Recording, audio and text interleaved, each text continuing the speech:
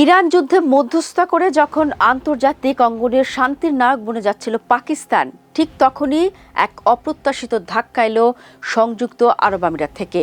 পুরনো বন্ধু আবুধাবি হঠাৎ করে তাদের পাওনা $3.5 বিলিয়ন ফেরত চেয়ে বসল, বাংলাদেশি টাকায় যা 43,000 কোটি টাকার বেশি। পাকিস্তানের মতো একটি দেশ, যা কিনা গত কয়েক বছর ধরে ঋণের কিস্তি শোধ করতে হিমশিম খাচ্ছে, তাদের জন্য এ চাপ ছিল অনেকটা বিনা মেঘে বজ্রপাতের মতো। কিন্তু এই পুরো ঘটনাটি কেবল টাকা লেনদেনের বিষয় নয়, এর গভীরে লুকিয়ে আছে ভূরাজনীতি, ক্ষমতার লড়াই এবং বদলে যাওয়া বন্ধুত্বের এক জটিল গল্প।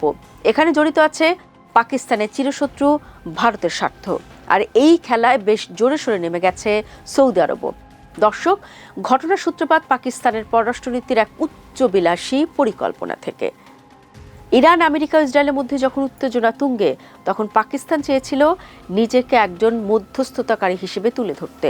কিন্তু এই পরিকল্পনা আরব আমিরাতের মোটেও পছন্দ হয়নি।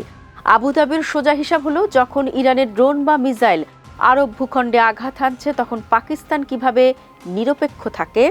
আমিরাতের দৃষ্টিতে এই যুদ্ধে হয় আপনি বন্ধুর পাশে দাঁড়াবেন, না হয় শত্রুর।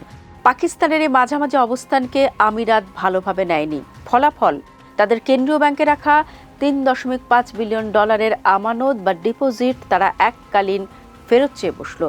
দর্শক, পাকিস্তানের বিদেশি মুদ্রার রিজার্ভ এমনিতেই ভালো অবস্থায় নেই। মার্চ মাসের হিসাব অনুযায়ী তাদের হাতে ছিল $16 বিলিয়ন কিছু বেশি। সেখান থেকে এক ধাক্কায় $3.5 বিলিয়ন চলে যাওয়া মানে হলো রিজার্ভের প্রায় 20% হাওয়া হয়ে যাওয়া। এটি পাকিস্তানের জন্য আরও বিপজ্জনক, কারণ IMF এর সাথে তাদের $7 বিলিয়ন একটি বিশাল ঋণের চুক্তি হয়েছে। IMF শর্ত দিয়েছিল যে চীন, সৌদি আরব বা আমিরাতের মতো দেশগুলো যেন 2027 সালের আগে তাদের টাকা ফেরত না নেয়। আমিরাতের এই হঠাৎ দাবি পাকিস্তানের সে আন্তর্জাতিক প্রতিশ্রুতির ভিত নাড়িয়ে দিয়েছে। আমিরাত যখন হাত গুটিয়ে নিল, তখন ত্রাতা হিসেবে আবির্ভূত হলো সৌদি আরব। রিয়াদ তড়িঘড়ি করে $3 বিলিয়ন অতিরিক্ত সহায়তা ঘোষণা করলো এবং আগের $5 বিলিয়ন ডিপোজিট আরও কয়েক বছরের জন্য নবায়ন করলো। কিন্তু এখানেও একটি টুইস্ট আছে। মধ্যপ্রাচ্যে এখন সৌদি আরব আর আমিরাতের মধ্যে এক ধরনের অদৃশ্য রেষারেষি চলছে। ইয়েমেন যুদ্ধ থেকে শুরু করে তেলের বাজার নিয়ন্ত্রণ, সবখানেই দুই দেশের কৌশল আলাদা। পাকিস্তান এখন এই দুই বড় ভাইয়ের ঈগল লড়াইয়ের ময়দান হয়ে দাঁড়িয়েছে।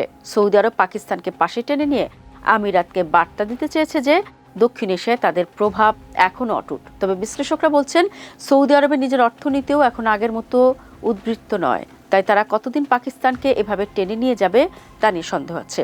দর্শক, এই গল্পের সবচেয়ে গুরুত্বপূর্ণ অংশ হলো ইন্ডিয়া ফ্যাক্টর। গত এক দশকে ভারতের প্রধানমন্ত্রী নরেন্দ্র মোদী এবং আমিরাতের প্রেসিডেন্ট মোহাম্মদ বিন জায়েদ আল নাহিয়ানের বন্ধুত্ব এক অনন্য উচ্চতায় পৌঁছেছে। আবুধাবি এখন পাকিস্তানের চেয়ে ভারতের বিশাল বাজারে বিনিয়োগ করতে বেশি আগ্রহী। ভারতের সাথে আমিরাতের বাণিজ্যের পরিমাণ $100 বিলিয়ন ছুঁই। যেখানে পাকিস্তান সবসময় টাকা ধার চায়, সেখানে ভারত আমিরাতকে দেয় বিনিয়োগের সুযোগ। এই বাণিজ্যিক স্বার্থের কারণে আমিরাত এখন পাকিস্তানের নিরাপত্তার চেয়ে ভারতের সাথে কৌশলগত সম্পর্ককে বেশি গুরুত্ব দিচ্ছে। সহজ কথায়, আবুধাবির কাছে এখন ইসলামাবাদ নয়, বরং নয়াদিল্লি বেশি নির্ভরযোগ্য অংশীদার। কিন্তু এক সময় পরিস্থিতি এমন ছিল না। 1971 সালে আমিরাত রাষ্ট্র গঠনের পর পাকিস্তানের বড় ভূমিকা ছিল। আমিরাতের বিমান বাহিনী গঠন থেকে শুরু করে আজকের বিখ্যাত এমিরেটস এয়ারলাইন্স গড়ে তোলা, সবখানেই পাকিস্তানের অবদান ছিল অনস্বীকার্য। এমনকি দুবাই বা আবুধাবির অবকাঠামো নির্মাণে লাখ লাখ পাকিস্তানি শ্রমিকের ঘাম জড়িয়ে আছে। কিন্তু বর্তমানের বাস্তববাদী রাজনীতিতে উপকারের চেয়ে স্বার্থ বড়। পাকিস্তান যখন তার অভ্যন্তরীণ রাজনৈতিক অস্থিরতা আর অর্থনৈতিক অব্যবস্থাপনায় ডুবে আছে, তখন আমিরাত তার ভবিষ্যৎ ভারতের মতো শক্তিশালী উদীয়মান অর্থনীতির সাথে যুক্ত করেছে। দর্শক, পাকিস্তানের $3.5 বিলিয়ন ফেরত দেওয়ার এই ঘটনাটি কেবল একটি অর্থনৈতিক চাপ নয়, এটি একটি বড় ধরনের কূটনৈতিক সংকেত। এটি প্রমাণ করে যে কেবল ধর্মীয় ভ্রাতৃত্ব বা পুরনো উপকারের দোহাই দিয়ে এখন আর আন্তর্জাতিক সম্পর্ক চলে না। বর্তমানে পাকিস্তান এমন এক মোড়ে দাঁড়িয়ে, যেখানে একদিকে তাকে ঋণের বোঝা বইতে হচ্ছে, অন্যদিকে বৈশ্বিক ক্ষমতার লড়াইয়ে নিজের অস্তিত্ব টিকিয়ে রাখতে লড়তে হচ্ছে। এই গল্পের শেষ কোথায় তা নির্ভর করবে পাকিস্তান তার অর্থনৈতিক সংস্কার এবং ভারত আরব সমীকরণ কতটুকু বুদ্ধিমত্তার সাথে সামলাতে পারে তার উপর।